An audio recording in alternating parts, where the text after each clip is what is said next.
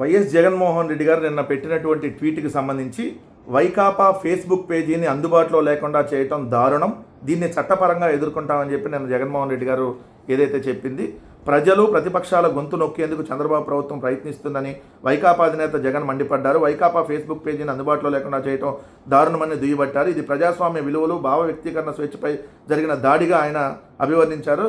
ఈ మేరకు ఆయన ఆదివారం ఎక్స్లో పోస్ట్ పెట్టారు. రాజ్యాంగ స్ఫూర్తిని కాపాడేందుకు వైకాపా అధికార ఫేస్బుక్ పేజీని వెంటనే పునరుద్ధరించాలని చెప్పి డిమాండ్ చేశారు. నిజంగా ఎంత దారుణంగా చంద్రబాబు నాయుడు గారి కూటమి ప్రభుత్వం వ్యవహరిస్తూ ఉందంటానికి ఇది నిదర్శనం. వైఎస్ఆర్ కాంగ్రెస్ పార్టీ సోషల్ మీడియాను చూసి అధికార కూటమి పోసుకుంటుందని చెప్పాలి, లేకపోతే కారిపోతుంది ఎలాగని చెప్పాలి నిజంగా చెప్పాలంటే. ఎందుకంటే వీళ్ళు అధికారంలోకి రాగానే మొట్టమొదట వీళ్ళు టార్గెట్ చేసింది వైఎస్ఆర్ కాంగ్రెస్ పార్టీ సోషల్ మీడియాని. వేలాది మంది YSR Congress party social media కార్యకర్తల మీద కేసులు పెట్టి అక్రమంగా జైలుకు పంపించారు.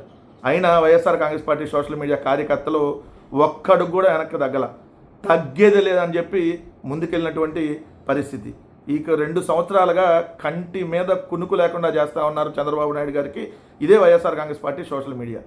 ఈ జంగిల్ రాజు పాలనకి వ్యతిరేకంగా ఇక్కడ జరుగుతున్నటువంటి అన్యాయాలని, అక్రమాలని, దౌర్జన్యాలని, మోసాలని, ఇక్కడ జరుగుతున్నటువంటి స్కాముల్ని, అరాచకాలని, ప్రజాస్వామ్యాన్ని కూనీ చేస్తూ రాజ్యాంగాన్ని అపహాస్యం చేస్తూ రెడ్ బుక్ రాక్షసత్వము, లోకేష్ పైశాచికత్వం మీద YSR Congress party social media అన్స్టాపబుల్గా ఏదైతే వీళ్ళ జరుగుతున్నటువంటి ఇక్కడ జరుగుతున్న జంగిల్ రాజు పాలన మీద నిరంతరం పోస్టులు పెడుతూ వీళ్ళ కంటి మీద కునుకు లేకుండా చేస్తుంది. కాబట్టి వైఎస్ఆర్ కాంగ్రెస్ పార్టీ సోషల్ మీడియాని దెబ్బ కొట్టాలనేటటువంటి ఒక భారీ కుట్రకి చంద్రబాబు నాయుడు గారు తెరలేపారనేది వాస్తవం.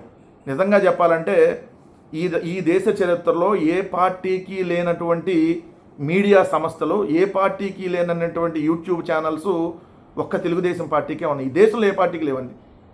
సో అఫీషియల్గానే ఒక 2 పత్రికలు, 3 రాజకీయ పార్టీల కూటమి, 2 పత్రికలు, ఓ 10 శాటిలైట్ ఛానళ్ళు, 500కు పైగా యూట్యూబ్ ఛానల్స్, వేలాది మీమ్స్ పేజీలు, ఏదైతే 10ల సంఖ్యలో ఎర్నలిస్టులు అనేటటువంటి ఎనలిస్టుల్ని కూర్చోబెట్టి నిరంతరం బురజల్లేటటువంటి కార్యక్రమం, ఒక విష ప్రచారం చేసేటటువంటి విషపు ఉగ్రవాద సంస్థని, ఇంకోటి ఐటీడీపీ అనే విషపు ఉగ్రవాద సంస్థని నడుపుతున్న ఒక్క వైఎస్ఆర్ కాంగ్రెస్ పార్టీ సోషల్ మీడియాని చూసి మాత్రం కారిపోతుంది వాళ్ళకని చెప్పాలి. ఖచ్చితంగా.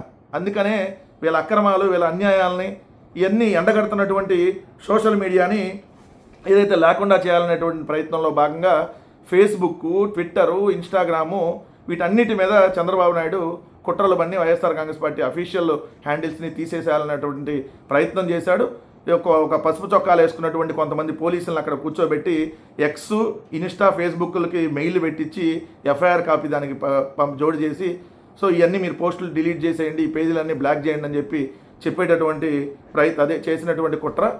దీంట్లో ముందుగా వైఎస్ఆర్ కాంగ్రెస్ పార్టీ ఇన్స్టాగ్రామ్ పేజ్ని బ్లాక్ చేయించారు. కానీ వైఎస్ఆర్ కాంగ్రెస్ పార్టీ ఏదైతే న్యాయపరంగా వెళ్ళి పోరాటం చేసి మళ్ళీ ఇన్స్టాగ్రామ్ పేజీని సాధించుకోగలిగింది. ఇప్పుడు చూస్తే ఫేస్బుక్ పేజీని ఇండియాలో బ్లాక్ చేయించినటువంటి పరిస్థితి. సో దీని మీద కూడా ఆల్రెడీ న్యాయ పోరాటం చేసైనా ఖచ్చితంగా కొద్ది రోజుల్లోనే మళ్ళీ YSR Congress party official Facebook handle మళ్ళీ మీకు కనపడుద్ది. అదేవిధంగా ఎక్స్లో అయితే అనేక మంది వీడియోల్ని డిలీట్ చేయించారు కేసులు పెట్టి. ఫేస్బుక్లో అయితే this video is not available అని ఈవెన్ నాయి కూడా ఉన్నాయి దాంట్లో. సో అమరావతిలో జరుగుతున్న అక్రమాలు కానీ, అమరావతిలో జరుగుతున్న దోపిడీ కానీ, అదేవిధంగా ఈ ప్రభుత్వం చేస్తున్నటువంటి అక్రమాలు, డిఎస్సిలో జరిగిన అక్రమాలు, సో రెడ్ బుక్ అరాచకాలు ఇవన్నీ కనపడకూడదు ప్రజలకి. అంటే భయం. అదేదో సినిమాలో సై అనుకుంటా, సినిమాలు చూస్తారు కంటి మీద అదే నిద్ర లేదు, పుండు మీద పుండు, అదంటే పుండు మీద పుండు, దెబ్బ మీద దెబ్బ అన్నట్టుగా ఈరోజు చంద్రబాబు నాయుడు గారికి దెబ్బ మీద దెబ్బ కొడతా ఉంది YSR Congress party social media. అందుకనే 50 సంవత్సరాల రాజకీయ అనుభవం, 4 సార్లు ముఖ్యమంత్రిగా చేసిన చంద్రబాబు నాయుడు గారు 3 పార్టీల కూటమిని అంటేసుకొని అన్ని మీడియా దుష్టశక్తులను అంటేసుకున్న ఒక్క వైఎస్ఆర్ కాంగ్రెస్ పార్టీ సోషల్ మీడియాని మాత్రం ఎదుర్కోలేకపోతున్నాడు. ఎందుకంటే YSR Congress party social media నికార్సైనటువంటి సోషల్ మీడియా.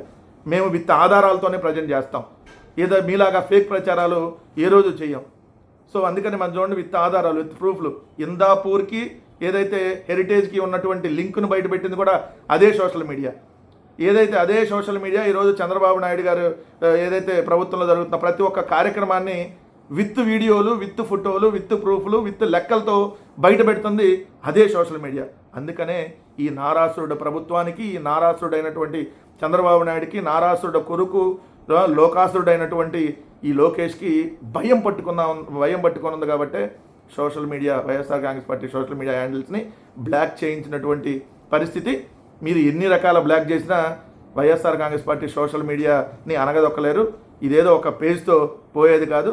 ఖచ్చితంగా మీ ప్రభుత్వాన్ని కోకట్ట వేలితో పెగలించేది అదే YSR Congress party social media అనేది గుర్తుపెట్టుకోమని హెచ్చరిస్తా ఉన్నాం చంద్రబాబు నాయుడు గారికి.